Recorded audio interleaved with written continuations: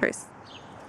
I'm going to show a little technique I learned about splitting big logs instead of wailing on them and trying to bust them from the middle. Come in from the outside, the outer couple inches. Old guys call that peeling a log, and it saves a lot on the tendonitis of the elbows.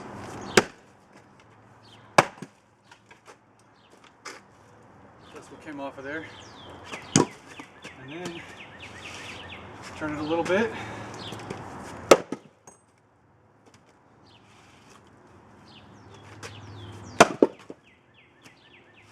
This is hackberry.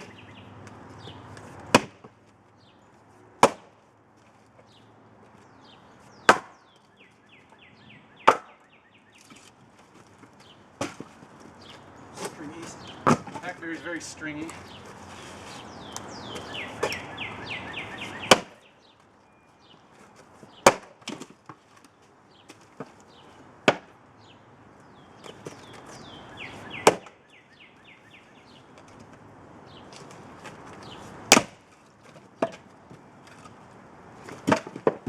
And then you're left with just this much of the middle of the log. It usually comes apart pretty easy. Like so.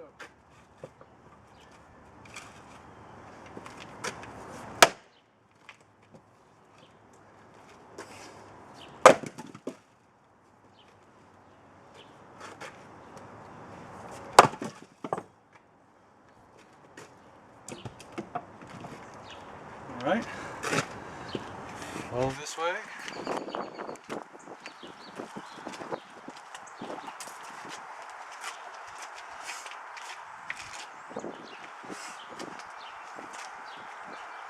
A couple people had asked how those Osage handles had been coming out, so I have a smattering here. This is the very first one I made. Little hand axe that I keep in my truck. Come around this way, I think the sun will show the wood better.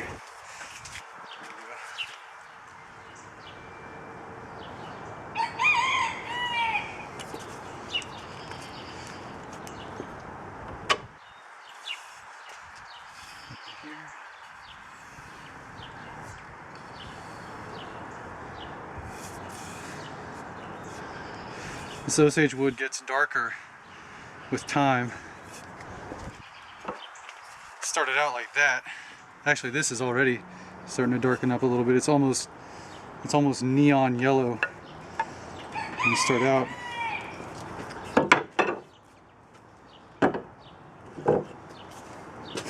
This was a piece of white oak out of a dumpster. It was part of a shipping pallet.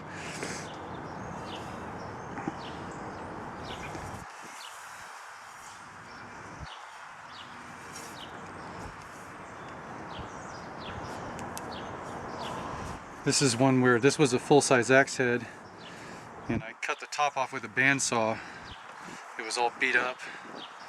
People abused tools, and it had been sharpened back quite a few times, so it's pretty short, but it makes a really nice one or two-handed kind of camp axe.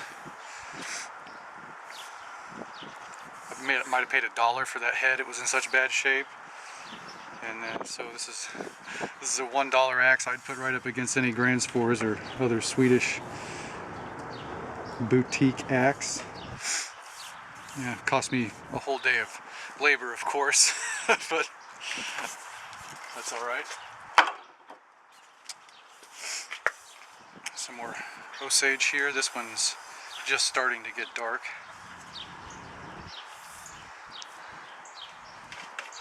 This I made for a guy who wanted a lightweight camping axe for backpacking. He's supposed to come by and get it, but I haven't seen him. I might have to keep it.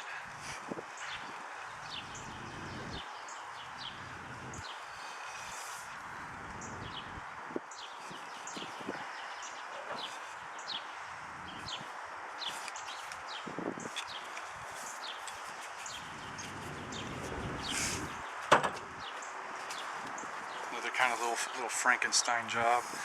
Cut the top half of that That went off, it was beat up again. Someone had beat on this so much, you can see where the eye is kind of mushroomed out right there.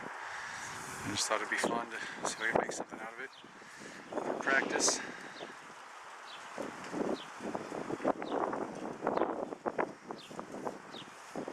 It's Osage again.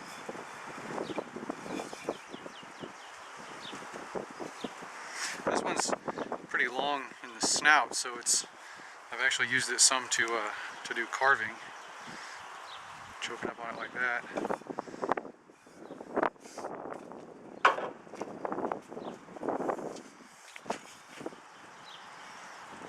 Osage, frontier style hatchet. I use this one to debark logs a lot before I split them down into handle blanks.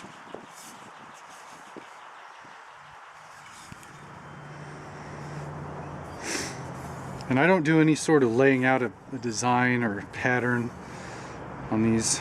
I just start working on them with hand tools and see kind of what the wood wants to do and just go where it feels good and, well, obey the grain is what they say.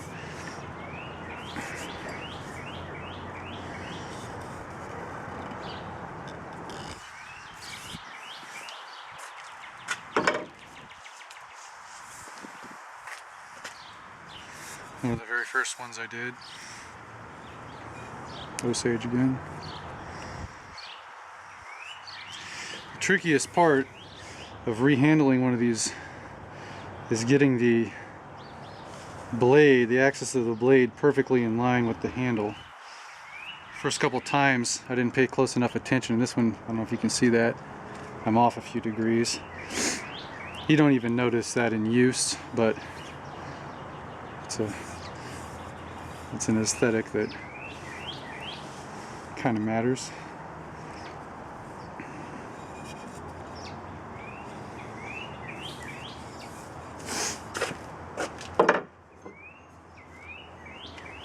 Little bitty one. And this one I actually had to re-weld the eye here. It was cracked. I don't know what people do to these things. They must be beating on them with sledgehammers. Osage orange.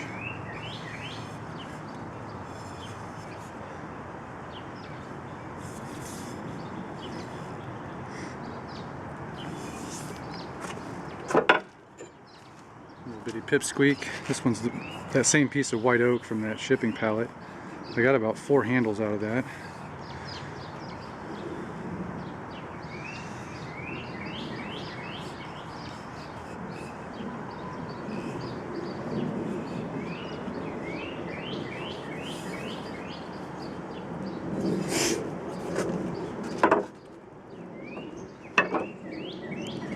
Finally, this is called a fro. This is a huge fro. I didn't know really how big to make one. I forged this blade out of an old truck leaf spring and differentially heat treated it. You can see the oxidation colors there. The lighter colors there are the hard steel for holding edge, and back here it's spring tempered for toughness. And then the way this tool is used, I thought this particular piece of Osage wasn't really suitable for axes because it's got all these little knots.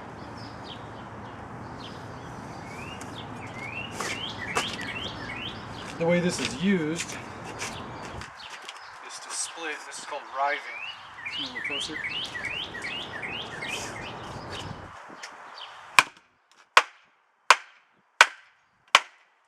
a piece of black walnut.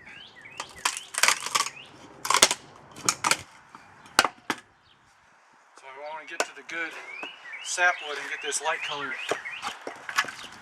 colored,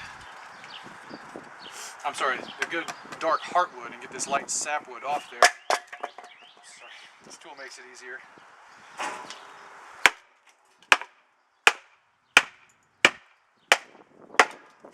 You got this long lever. Splits it off like that.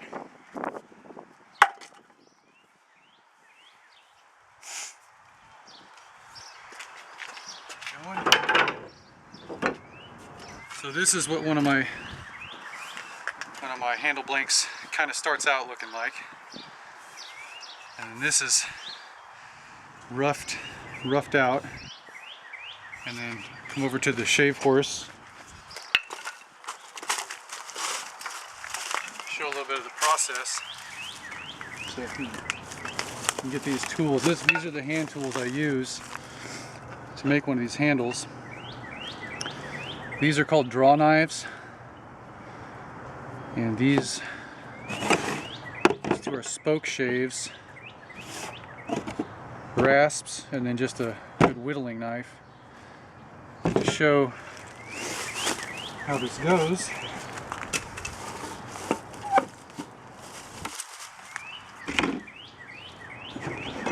this is just a foot operated vise or clamp. It's very ergonomic. Just have a lot of control.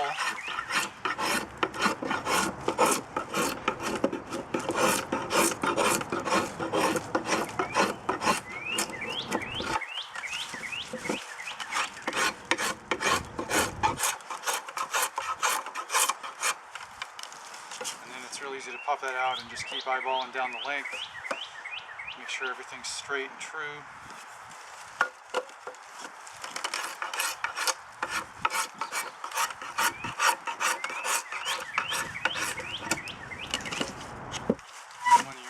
Starting to approach something that looks somewhat like a handle, you don't want to take off too much material.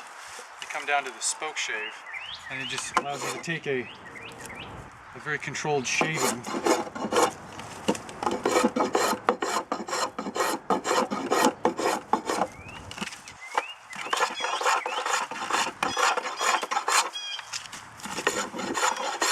It's really good for rounding corners.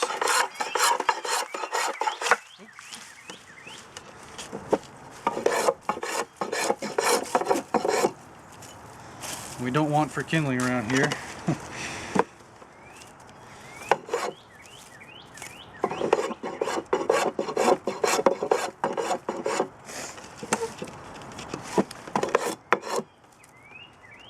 This is just a finer spoke shave. Next level of refinement. Just like that. And these you can push or pull.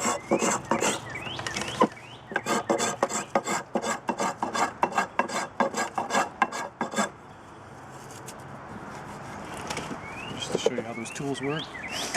Then, well, getting down something that looks more like a handle, and then it's time for the rasps.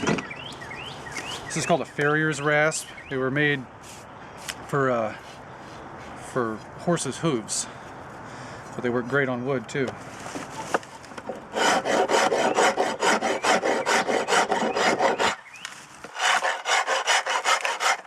You see that bright yellow of the Osage coming back up.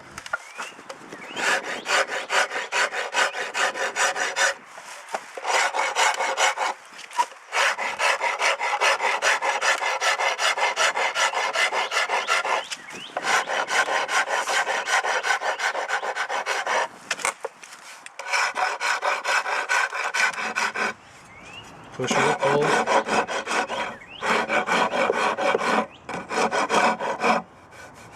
Don't take off too much. That one's getting close to feeling good. And then, last thing I'll show. So this is a first knife I made, and this was a piece of spring steel laying alongside the railroad tracks. Forged it flat, ground it down, and this is black walnut, very similar to the piece we just saw with the fro that I found on the roadside.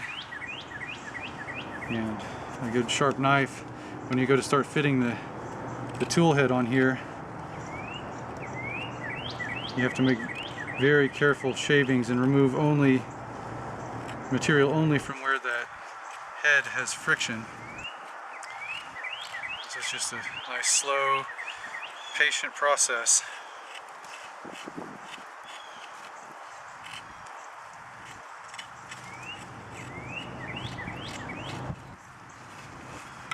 last few years working with wood, I'm always somebody that liked to sprint and just apply full effort at everything, and it's been nice to learn about endurance and patience.